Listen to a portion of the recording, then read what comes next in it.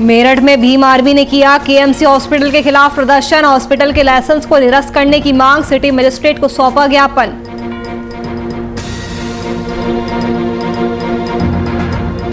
सहरसा में ग्रामीणों ने अधिकारियों के खिलाफ उठाई आवाज। सड़क निर्माण में लूट खसोट का लगाया आरोप, अधिकारियों के खिलाफ की कार्रवाई की मांग।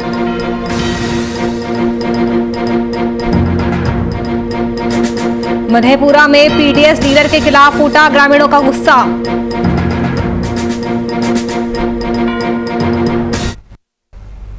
नमस्कार, वीआईपी न्यूज देख रहे हैं आप। मैं आपके साथ नूपुर सक्सेना। रुक करते हैं खबरों की ओर। बिहार के पूर्व स्वास्थ्य मंत्री और आरजेडी विधायक तेज प्रताप यादव मुजफ्फरपुर के एसकेएमसीएच पहुंचे। उस दौरान विधायक के समर्थकों की उमड़ी भीड़ ने कोरोना संक्रमण को लेकर दिए गए सारे नियमों की धज्जियां उड़ा दी। एसकेएमसीएच पहुंचकर विधायक ने अस्पताल की स्वास्थ्य सुविधा का जायजा लिया।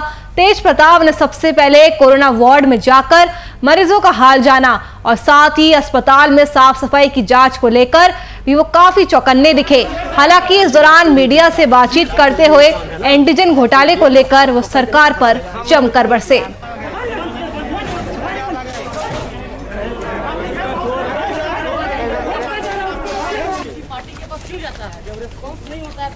सर, रिस्पॉन्स इतना हुआ है जो हमने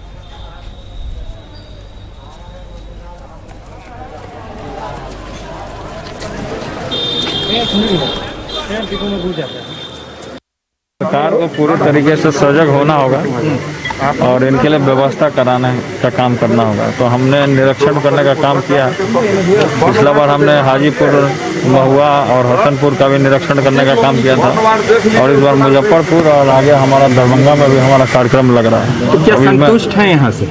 नहीं, देखिए इसमें है क्या कि कुछ ना कुछ अभाव है और हमने यहाँ के प्रबंधक से भी बात किया है तो उन लोगों ने भी कुछ बताया कि डॉक्टरों की कमी है। तो हम सरकार से मांग करते हैं कि डॉक्टर को फुलफिल किया जाए, भरा जाए।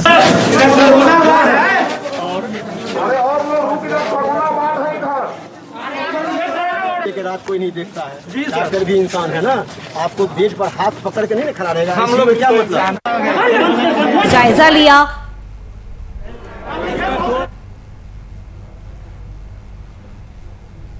रामगढ़ के कोयलांचल के निवासी सीसीएल कर्मी अरुण कुमार सिन्हा की बेटी प्रीति कुमारी ने बिहार पब्लिक सर्विस कमीशन की परीक्षा पास कर ली है। प्रीति कुमारी 689 रैंक प्राप्त कर अपने परिवार और शहर का उन्होंने नाम रोशन किया है। वे अब बिहार में अंचल अधिकारी के पद पर योगदान देगी। बिहार पब्लिक सर्विस कमीशन में रेवेन्यू ऑफिसर का पोस्ट मिला है 689 रैंक के साथ। क्या आपका शुरू में रुचि था, क्या चीज का? मेरा हमेशा से सिविल सर्विस में ही जाने का रुचि था और मैं उसी की तैयारी कर रही थी आफ्टर बीटेक।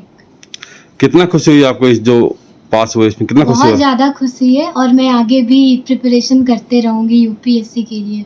बहुत खुशी की बात है, वो हमारी बेटी भी लगेगी। हम लोग को बहुत खुशी हुआ भी और हम लोग कल पता चला कि ये यूपीएससी में आई रेवेन्यू ऑफिस में इन काम मिला है और यहाँ के लोगों को भी बहुत खुशी।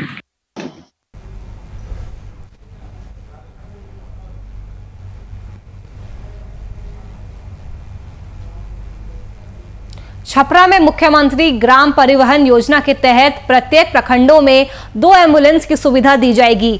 यह आदेश जिलाधिकारी की ओर से एक बैठक में पदाधिकारियों को दिया गया है। साथ ही एम्बुलेंस खरीदारों को सरकार की तरफ से 2 लाख रुपए प्रति एम्बुलेंस की सब्सिडी भी दी जाएगी।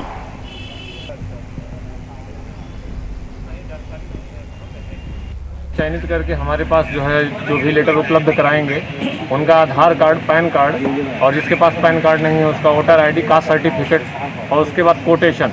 इसमें 2 लाख रुपए तक का अनुदान है। जिसका 4 लाख के ऊपर कोटेशन बनता है उसको 2 लाख डायरेक्ट आएगा। नहीं तो अगर 4 लाख के नीचे अगर किसी का कोटेशन है तो 50% जो भी कोटेशन का रेट है, उस जो कोटेशन है उसका 50% डायरेक्ट सरकार द्वारा खाते में डाल चयनित करके हमारे पास जो भी लेटर उपलब्ध कराएंगे उनका आधार कार्ड, पैन कार्ड और जिसके पास पैन कार्ड नहीं है उसका वोटर आईडी, कास्ट सर्टिफिकेट और उसके बाद कोटेशन।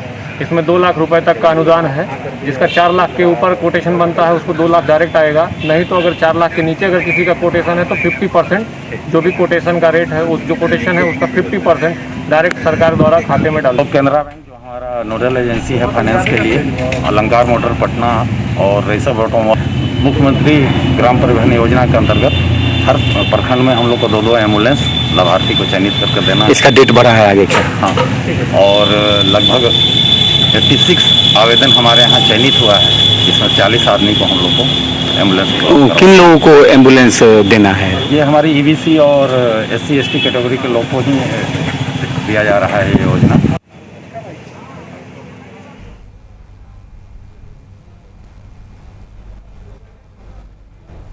इसी खबर पर जरा जानकारी के साथ हमारे संवाददाता राजू जायसवाल जुड़ चुके हैं। राजू, मुख्यमंत्री ग्राम परिवहन योजना के तहत प्रत्येक प्रखंडों में 2 एम्बुलेंस की सुविधा दी जाएगी। इससे क्या कुछ लाभ मिलेगा? क्योंकि कई बार हम देखते हैं कि एम्बुलेंस के अभाव में मरीज की मौत हो जाती है।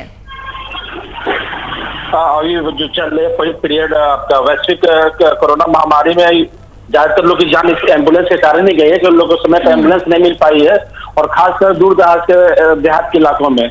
इससे एक बहुत बड़ा तबका जो है उसको लाभ मिलेगा, खासकर जो गरीब तबके हैं जिसको बोलते हैं उसको भी लाभ मिलेगा, और साथ ही साथ बहुत सारे लोगों को रोजगार भी मिलेंगे, क्योंकि इसमें जो एम्बुलेंस हर प्रखंड में 2 देना है, उसे SC/ST कोटे के लोगों को मिलेगा इसका लाभ, और उन्हें 2 लाख की सब्सिडी भी दी जा रही है। तो देखा जाए तो दोनों तरफ से फायदा मिलेगा, जनता को, आवाम को फायदा उसका मिलेगा बहुत जल्द।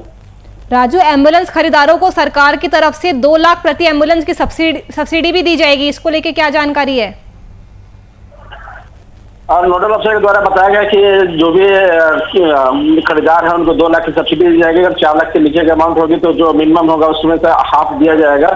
सबसे बड़ी चीज है कि इसमें अब खरीदार को तो सब्सिडी मिल ही रही है, उन्हें भी फायदा हो रहा है, मगर उन्हें जो सरकार के द्वारा जो निर्धारित रेट है उस पर वो एम्बुलेंस उन्हें चलानी है, तो आम जनता जो है, गरीब जनता, उससे ही फायदा मिलेगा कि वो दलाल के चक्कर में ना पड़ेंगे, और उन्हें सस्ते दर पे सुविधाजनक एम्बुलेंस की सुविधा मिल जाएगी उन्हें। शुक्रिया राजू, तमाम जानकारी हमसे साझा करने के लिए। तो मुख्यमंत्री ग्राम परिवहन योजना के तहत ये सुविधा मिलेगी, प्रत्येक प्रखंडों में 2 एम्बुलेंस की सुविधा दी जाएगी। ये आदेश डीएम की ओर से एक बैठक में दिया गया है। हम पार्टी के प्रवक्ता दानिश रिजवान ने बिहार सरकार के संबंध में बीजेपी को लेकर बड़ा बयान दिया है। दानिश ने प्रदेश बीजेपी पर बेभरोसे की सरकार का आरोप मढ़ा है। उन्होंने सरकारी काम सुचारू रूप से जारी रखने के लिए एनडीए में कोऑर्डिनेशन कमेटी गठन कराए जाने की मांग की है। भारतीय जनता पार्टी के कुछ नेता लगातार अपनी बयानबाजी से सरकार को अस्थिर करने की कोशिश कर रहे हैं। ये नेता सरकार के खिलाफ बयानबाजी कर करके लगातार विपक्ष को सरकार के खिलाफ बोलने का मौका दे रहे हैं। इसलिए हिंदुस्तानी आवाम मोर्चा एनडीए के शीर्ष नेतृत्व से मांग करती है कि बिहार सरकार के ऐसे बयानबाजी के खिलाफ अब बिहार में एनडीए कोऑर्डिनेशन कमेटी बनानी जरूरी है, नहीं तो स्थिति और भयावह हो जाएगी। पेट्रोल और डीजल के बढ़ते दामों को लेकर कांग्रेस ने 11 जून को सड़क पर उतरकर केंद्र सरकार के खिलाफ विरोध प्रदर्शन करने का फैसला लिया है। वित्त मंत्री रामेश्वर उरांव ने इस मामले पर केंद्र सरकार पर जमकर निशाना साधा। वही सभी आरोपों का पलटवार करते हुए बीजेपी प्रदेश अध्यक्ष दीपक प्रकाश ने वित्त मंत्री रामेश्वर उरांव पर तंज कसा और अपनी सरकार की जमकर तारीफें की।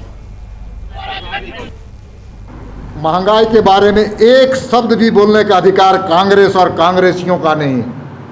जिसने इस देश को भ्रष्टाचार में लिप्त करने का काम किया था, मनमोहन सिंह की सरकार को के समय में जिस प्रकार से महंगाई का सूचांक बढ़ा था, इंडेक्स बढ़ा था और विदेशी कर्ज बढ़ा था, जीडीपी घटा था, आज वो कांग्रेसी देश के बारे में बोल रहे हैं। आज कांग्रेसी पूरे देश से साफ होने वाले हैं। कांग्रेस का आज बंगाल में एक आदमी नाम लेने वाला नहीं है विधानसभा में। आने दीजिए यहाँ चुनाव, झारखंड विधानसभा में कोई कांग्रेसी विधायक अब नहीं दिखेंगे, क्योंकि जनता इनको चेहरे को पहचान ली।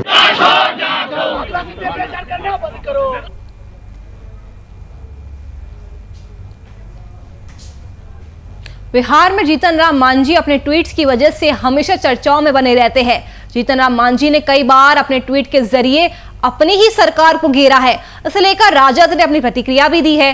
राजद विधायक राकेश रोशन ने मांझी का समर्थन करते हुए जीतन राम मांझी को समाज की अच्छाइयों के लिए काम करने की बात कही है।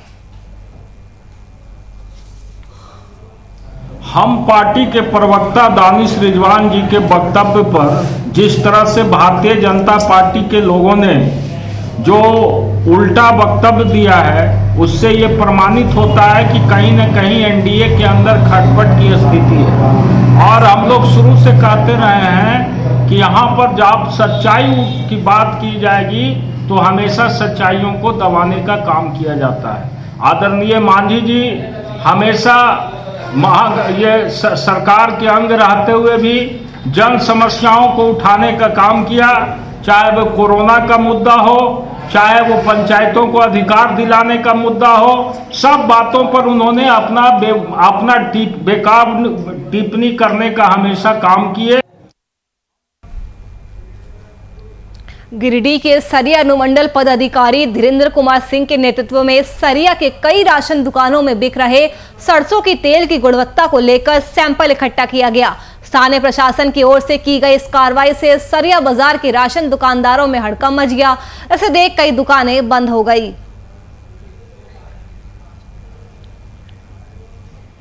विजयकांत बरनवाल तेल खास करके सरसों का उसमें मिलावट को देखते हुए उसका सैंपलिंग कर रहे हैं। सैंपल करके और इसका सैंपल टेस्ट किया जाएगा। टेस्ट होने पर जो भी कार्रवाई होगी तत्काल सैंपल लिया जा रहा है। लोगों को जागरूक भी किया जा रहा है। साथ ही साथ ये लाइसेंस लेने की जहाँ तक बात है लाइसेंस सबको लेने की आवश्यकता है। सबसे अनुरोध है कि लाइसेंस भी प्राप्त कर लें और सजग रहें।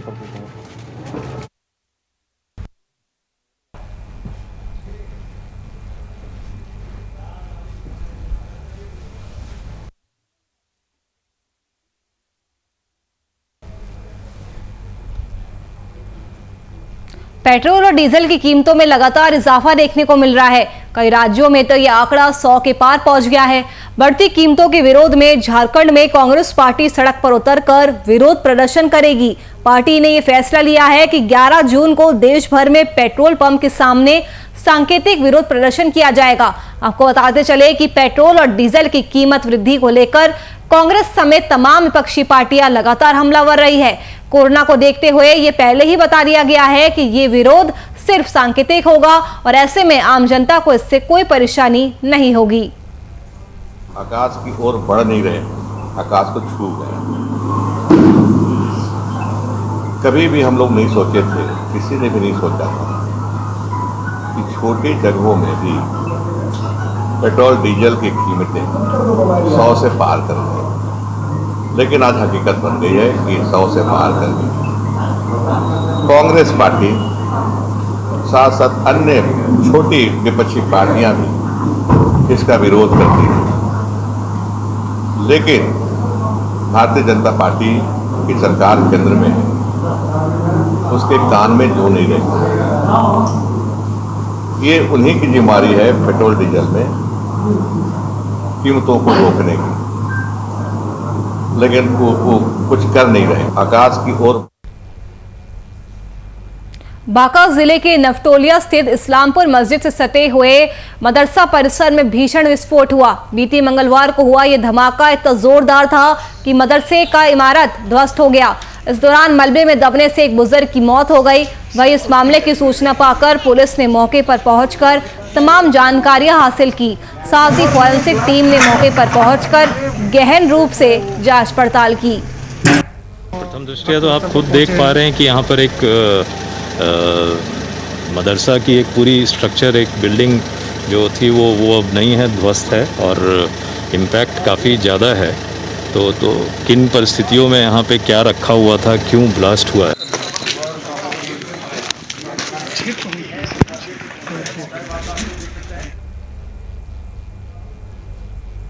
बीजेपी के बिस्फी से विधायक हरिभूषण ठाकुर ने बांका में बीते दिन मस्जिद में हुए ब्लास्ट पर विवादित बयान दिया है। उनका कहना है कि मदरसे में आतंकवाद की पढ़ाई होती है। साथ ही उन्होंने इस ब्लास्ट की उच्च स्तरीय जांच की मांग की है।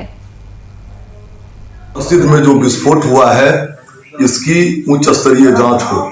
साथ ही यह अब स्पष्ट हो गया है कि मदरसा में केवल धार्मिक और आतंकवाद की शिक्षा दी जाती है। मदरसा में विस्फोट यह साबित करता है कि वहाँ आतंकवादी गतिविधियां चल रही है, वहाँ आतंकवाद का पाठ नौनिहालों को पढ़ाया जाता है। मदरसा के शिक्षा से आज तक न कोई डॉक्टर इंजीनियर बना है। बिरसा मुंडा के 121वें शहादत दिवस के मौके पर CPIML के कार्यकर्ताओं ने भगवान बिरसा की समाधि स्थल पहुंचकर उन्हें श्रद्धांजलि दी। मौके पर CPIML नेता भुवेशनर केवट ने कहा कि बिरसा मुंडा की व्यापकता पूरे विश्व में है।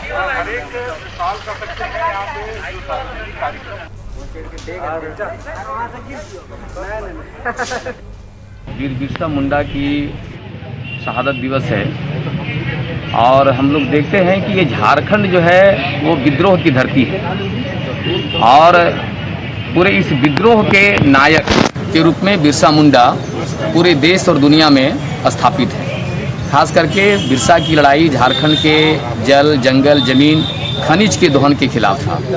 उस दौर में अंग्रेजी हुकूमत जब झारखंड के वन संपदाओं को, खनिज संपदाओं को दोहन करने के लिए जिस तरह से अपने लूट की व्यवस्था स्थापित करने की दिशा में पहलकदमी किया था, बिरसा को लगा कि यह हमारे झारखंड को बर्बाद करने की दिशा में अंग्रेजों की लड़ाई ये रास्ता है।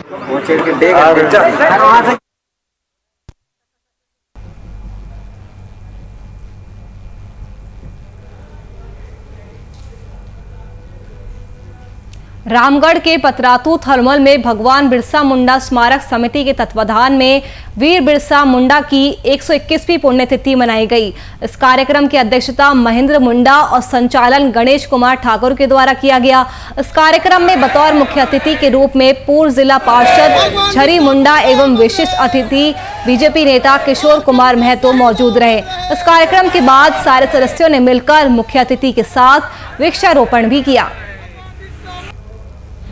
आज भगवान बिरसा मुंडा के 121वीं पुण्यतिथि PTPS के धरती पर हम सभी लोग मिलकर बना रहे हैं और हम कहना चाहेंगे इस पुण्यतिथि के शुभ अवसर पर कि जिस तरह से भगवान बिरसा मुंडा के द्वारा अंग्रेज़ों को लड़कर यहाँ से भगाने का काम किए, इसके साथ साथ यह भी हम कहेंगे कि जो भगवान बिरसा मुंडा का जो सपना था झारखंड के बारे में कि यहाँ के लोगों का हक और अधिकार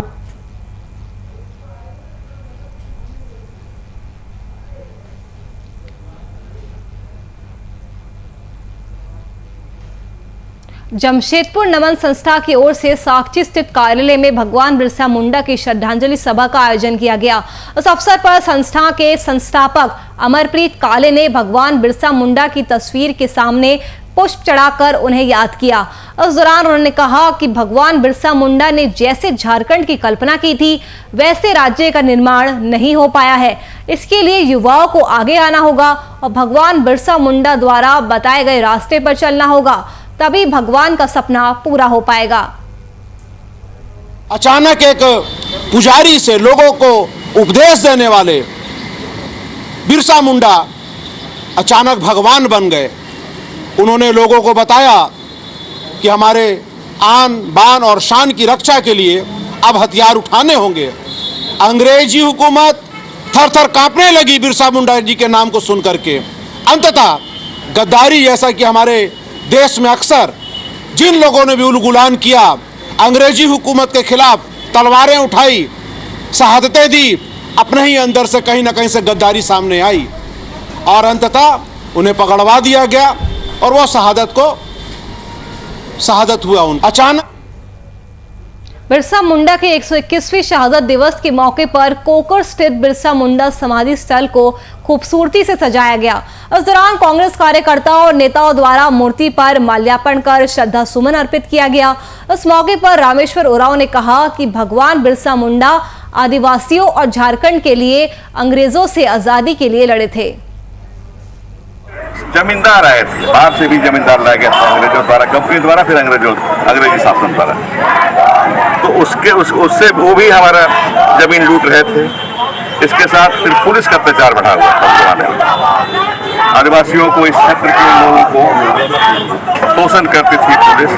तो इस सब से मुक्ति, इस सब से आज़ादी का ये आंदोलन था, उनका जो विद्रोह था, इस सब से मुक्ति दिलाने का। और अब झारखंड बना है, इससे मुक्ति दिलाएंगे पुलिस शासन से। महाजनों का तो खत्म हुआ, जमींदार का भी खत्म हो गया है।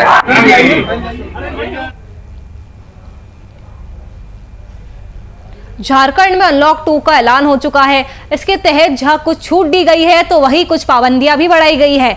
ये प्रतिबंध आगामी 16 जून तक जारी रहेंगे और शनिवार शाम 5 बजे से सोमवार सुबह 6 बजे तक राज्य में कंप्लीट लॉकडाउन रहेगा।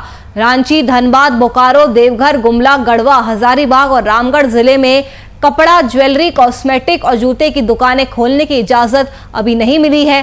पहले से जिन दुकानों को खोलने की इजाजत दी गई थी उनकी समय सीमा को बढ़ाकर 2 बजे से बढ़ाकर 4 बजे तक कर दिया गया है। मुख्यमंत्री हेमंत सोरेन की अध्यक्षता में सीएम सचिवालय में हुई आपदा प्रबंधन प्राधिकार की बैठक में ये फैसला लिया गया है। जो 23 जिले हैं जिसमें जो पूर्व की भांति 23 जिले में जो चीज़ें खुल रही थी, खाली उसमें ये सैलून वगैरह बढ़ा है और बाद बाकी सभी चीज़ें यथावत हैं, ठीक है। और एक जिला जो जमशेदपुर में 2 बजे तक ही खोला जाएगा। और इम्पोर्टेंट निर्णय ये हुआ है कि शनिवार को शाम 5 बजे से सोमवार सुबह 6 बजे तक कंप्लीट लॉकडाउन होगा, केवल इमरजेंसी चीज़ों को छोड़कर। पाकुड़ के चेंगाडांगा में उत्क्रमित मध्य विद्यालय में 18+ और 45+ के सभी वर्ग के व्यक्तियों के वैक्सीनेशन के लिए एक विशेष कैंप का आयोजन किया गया। युवाओं में कोरोना वैक्सीन लेने को लेकर काफी उत्साह देखने को मिला। टीका लेने के बाद युवा वर्ग में इतना उत्साह था कि सामाजिक दूरी का भी ध्यान नहीं दिया गया। ग्रामीण विकास विभाग मंत्री आलमगीर आलम के निर्देश पर कांग्रेस कार्यकर्ता जमीनी स्तर पर लोगों को जागरूक करने का काम कर रहे हैं। कांग्रेस कार्यकर्ताओं की टोली घर घर जाकर वैक्सीन लेने के लिए लोगों को प्रेरित कर रही है। आज इन्हीं की मेहनत और पहल से लोगों में वैक्सीन लेने के प्रति उत्साह दिखा। मंत्री जी के जो प्रतिनिधि लोग, जिला कांग्रेस के अध्यक्ष, उनके सहयोगी लोग 2-3 दिन से यहाँ मेहनत कर रहे थे कि हम लोग कैंप लगाएंगे, आज विशेष कैंप और लोगों में जागरूकता अभियान करेंगे। उसका परिणाम हमको दिखाई दे रहा है। हम स्वयं आए हैं, लोग जागरूक हैं, लोग वैक्सीनेशन लगाने के लिए आए हैं और हम लोग कोशिश करेंगे कि जब तक लोगों को पूरी वैक्सीन न दे तब तक हमारी टीम यहाँ से मैडम समाज नंबर बोलो। गोपालगंज में भूमि विवाद में हुई झड़प में एक ही परिवार के 4 सदस्यों पर एसिड से हमला कर उन्हें घायल कर दिया गया। घायलों में बच्चे भी शामिल हैं। सभी घायलों को इलाज के लिए गोपालगंज के सदर अस्पताल में लाया गया है, जहां 2 लोगों के जख्म गंभीर बताए जा रहे हैं। इस बीच इन्फेक्शन होने की संभावना को देखते हुए दोनों घायलों को रेफर कर दिया। मामले में कार्रवाई के तहत घटना में शामिल अन्य व्यक्तियों की पहचान और गिरफ्तारी के लिए लगातार छापेमारी की जा रही है। मजम गाँव में भूमि विवाद था, जिसमें तेजाब 4 लोगों पे पड़ा है। एक बच्चा है उज्जवल, वो रेफर है गोरखपुर। एक राजकिशोर है जो उन पर भी तेजाब पड़ा है। एक श्री राम है, ये भी रेफर है, अभी जा रहे हैं। और एक ये आयुष कुमार लड़का है, 4 लोगों पे तेजाब डाला।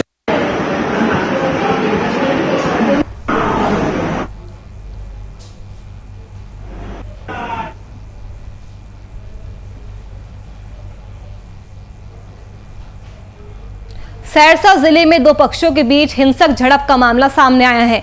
ये मामला नवहट्टा क्षेत्र के मोहनपुर गांव का है, जहां घेरे गांव रास्ते को लेकर पंचायत बुलाई गई। उस पंचायत में फैसला सुनाए जाने के बाद हुए विवाद में 2 पक्षों के बीच जमकर लाठी डंडे चले।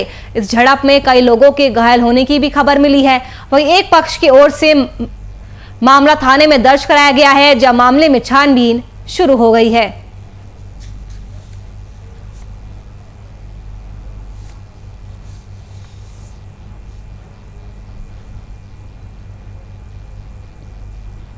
बोकारो में वेदांत इलेक्ट्रो स्टील की ओर से निर्मित टेंट अस्पताल के उद्घाटन की सूचना नहीं दिए जाने पर चंदन कियारी के विधायक और पूर्व खेल मंत्री अमर बावरी का गुस्सा फूटा। बीजेपी विधायक ने उपायुक्त कार्यालय में इस बात पर अपना रोष व्यक्त करते हुए फर्श पर बैठकर धरना दिया। इस बात को लेकर उपायुक्त कार्यालय में मौजूद बेरमो विधायक कुमार जयमंगल सिंह और गोमिया विधायक डॉक्टर लंबोदर महतो ने तत्काल मुख्य सचिव सुखदेव सिंह को इस बात को लेकर अवगत कराया, जिसके बाद मुख्य सचिव ने चंदन कियारी विधायक से बात कर इस मामले को मुख्यमंत्री के संज्ञान में देने की बात कही है।